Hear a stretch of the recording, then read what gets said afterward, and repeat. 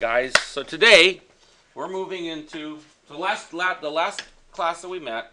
We talked about Mesopotamia, okay, and we talked about the fact that Mesopotamia spanned about the same time period as the Egyptian sort of pharaohs and empire. Okay, they actually preceded them by about 500 years. So they started civilization a little earlier than the Egyptians. Okay. One of the things that's really different, we'll talk about it a little bit more as we go on, is that if you guys remember, in the Mesopotamian culture, there were 4 different groups of people, 4 different cultural groups that developed there. Whereas in Egypt, there was one group, one ruling group, same people all the way through. Very, very different. Okay? So, I'm going to pause this. Okay, so as with many of the things that I've kind of talked with you guys about, it becomes really important, all right, in order to develop a world view of things, to understand where things are in relationship to each other. It's something that's been completely removed from most of the American educational system, is like looking at the world. And where is stuff? So we talked about Mesopotamia existing sort of over here between the Persian Gulf and the Mediterranean Sea. Okay? So it is right on the cusp of where Asia, Africa, and Europe come together. And one of the things you're going to find is that all of these early cultures that we're going to study are all going to center right around this region.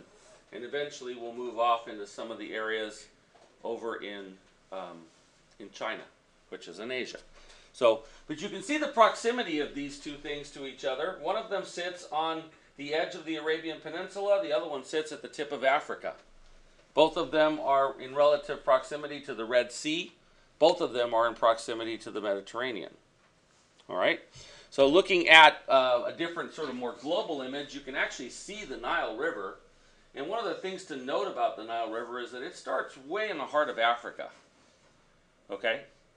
So, it flows for a long, long ways compared to the Tigris and Euphrates, which essentially are right in here. They're fairly short, right, compared to the length of the Nile. There is this expanse between these two sort of geographic regions, right, that's called the Arabian Peninsula. And one of the things about the Arabian Peninsula is that it's a big empty desert. A lot of big empty desert there. Okay, and especially back in this time period. So a little bit closer view of it, we start to take a look at the proximity, particularly along the Mediterranean, of what was occurring in Mesopotamia, right, and Egypt. As a matter of fact, I think last week we saw that one of the Mesopotamian cultures, it might have been the Assyrians, had actually invaded Egypt for a short time period. Okay, they had actually, there's the Persian Empire. They had come down and actually taken over a portion of that.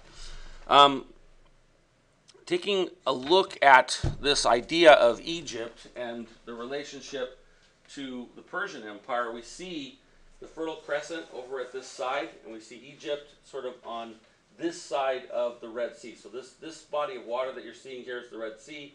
This is the Mediterranean. Okay, and you can see that as things developed across the Fertile Crescent, that they came into closer and closer contact. Remember that when we looked at the early Babylonian cultures, they started down here near the Persian Gulf, right? And then as things progressed on, they moved up towards the Mediterranean. And as they got to the Mediterranean, things developed along the Mediterranean, and now we have a very close proximity to Egypt.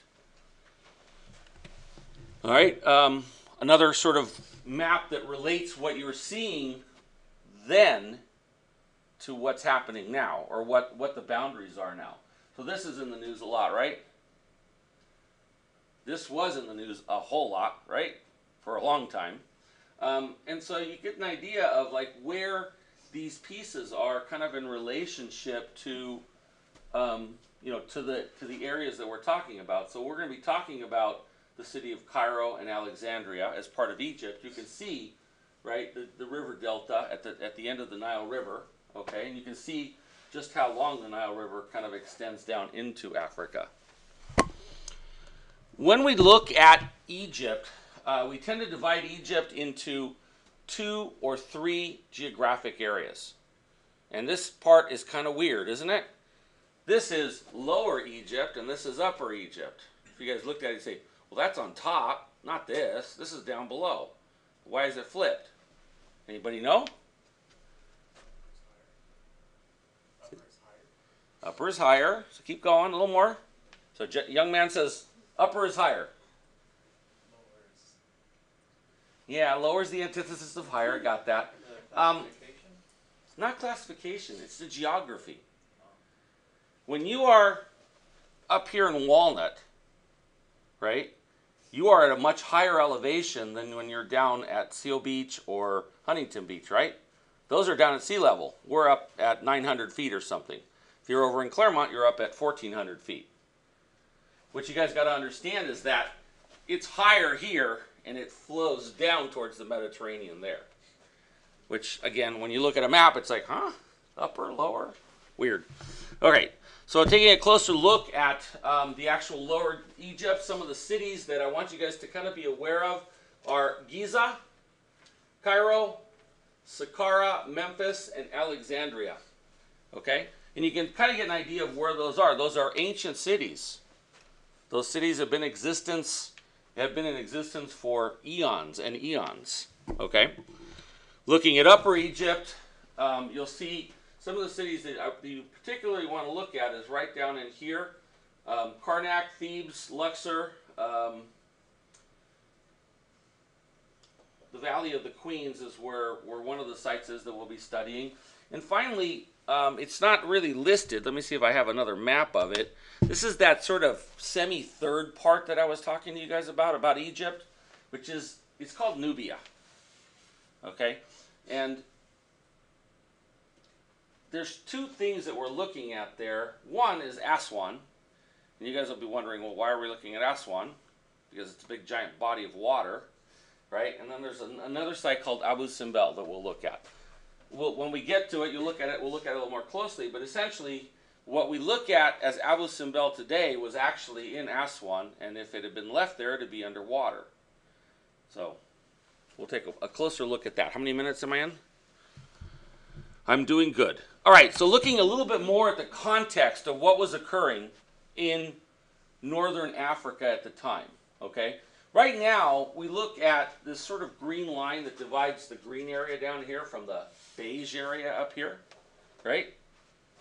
Think back to, you guys already learned when the last ice age receded, right? About 14,000 BCE, it started to go back.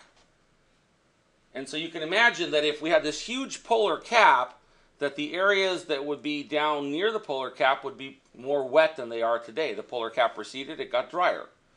So one of the things to notice is that 6,000 BCE, this area was a lush green watershed, okay? This was not the dry Sahara that you have today. But right around 6,000, it started to dry up. And it dried up towards the center, okay? So what happens if you've got, let's say you've got 1 million people distributed over 10 million square miles of land. Do you have much density? Not really, right? But what happens when you take that 10 million square miles of land and you squeeze it down to 1 million? All of a sudden, the density just increases exponentially, right? And that's what started to happen. As things started to dry up around here, right, it moved towards the center and the Nile was consistently, you can still see it's green up here. And so things started to kind of coalesce, okay? And people started to live in closer proximity, which was one of the things that led to the development of civilization on the African continent, in the northern African continent. Another view of the Saharan Desert. All right, and its relationship to Egypt. I already talked about most of this stuff. So taking a look at the actual, some of the actual cities, Thebes and Memphis. So the time period from 6,000 to 4,000 BCE is referred to the pre-dynastic period. All right, so remember, at 6,000 BCE, the cap is gone, and that area of northern Africa that used to be lush is now drier than dry. So where the heck do people go? They pretty much left all of the region and they had to move to either where the Nile was or they had to move all the way up towards the Mediterranean. The rest of the area just drier than dry. No water. You can't sustain life without water. So two of the earliest civilizations occurred in Memphis and Thebes. All right? Now these were sort of, they weren't exactly civilizations. They started to record their history.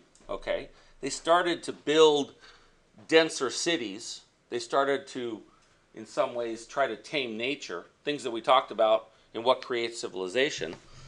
But they weren't quite there. And so this period is the pre-dynastic period. It's just before the pharaohs. Okay, so a little bit of context for Egypt. The Nile River is the key thing, right, that led to the stability of the development of Egypt. Without the Nile, Egypt wouldn't have existed. Now, contrasting the Nile to the Tigris and Euphrates, we talked about the Tigris and Euphrates being rivers that essentially were higher than the land around them. That was kind of weird, right? Where the land would kind of come up and there were these two levees that were sort of built up. So that was one of the things about it that kind of was a problem for the Mesopotamians. The other thing about it is that the watershed for that area was unpredictable. So the watershed for the Nile is coming from Central Africa. And when it floods on a very predictable schedule. Floods in October. Okay? Whereas the other one, hey, it could flood in October, it could flood in November. Got an early season, it could flood in September. You don't know when. It just happened. Okay? So, running out of time there, huh? What do we got? 12? Let me try and finish this slide. So, one of the key things, I've already mentioned it, is that the central characteristics of Egyptian culture did not change for 3,000 years.